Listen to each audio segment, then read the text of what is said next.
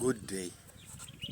Let's talk about alcohol and how it entraps the mind. Alcoholism and other addictions actually do primarily affect the mind. And every time when you're not engaging in your addictive habit, you spend most of your time thinking, visualizing, or imagining how and when you're going to be doing what you do with your addiction. In the case of alcohol, I used to spend most of my time imagining, visualizing, thinking about how I would go and drink. That is mostly when I didn't have money. So I'd plan on my money before I got it. These ideas will be played and replayed in my mind every day, every time, and they will become precise and perfect, so that when I got money, it was like I was on autopilot. I never actually thought of using this money for good purposes, for things that would build me. Mostly it will all go into alcohol and anything that came after the drinking or along the drinking. I used to waste so much money. I'd say alcohol is like a crime that has a motive, something that has been planned, like a murder or a bank robbery, where precision and timing is needed. A lot of planning is put into this. That is how addiction actually affects our minds.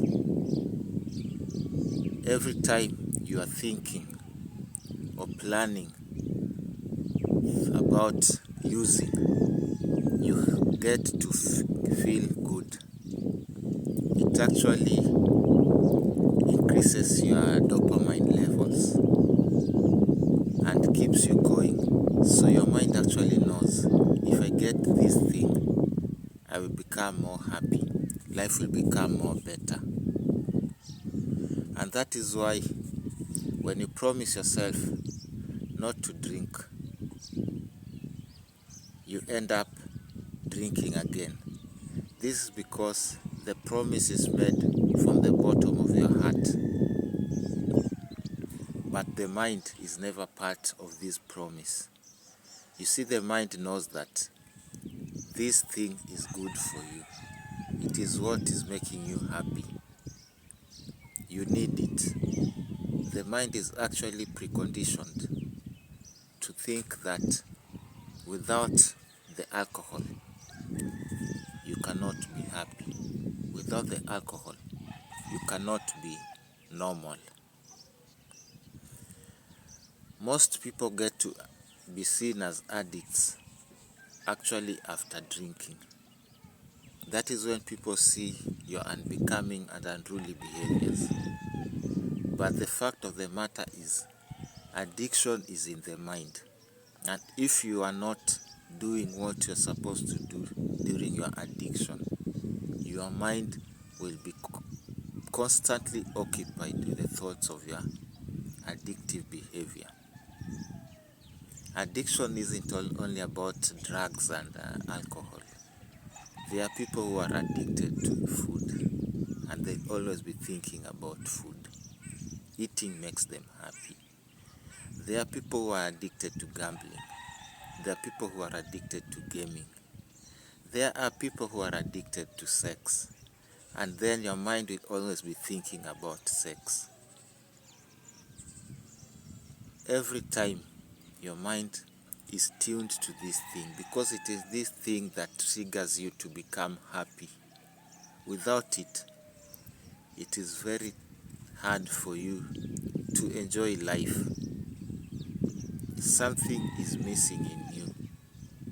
Without alcohol, I always felt exposed, vulnerable.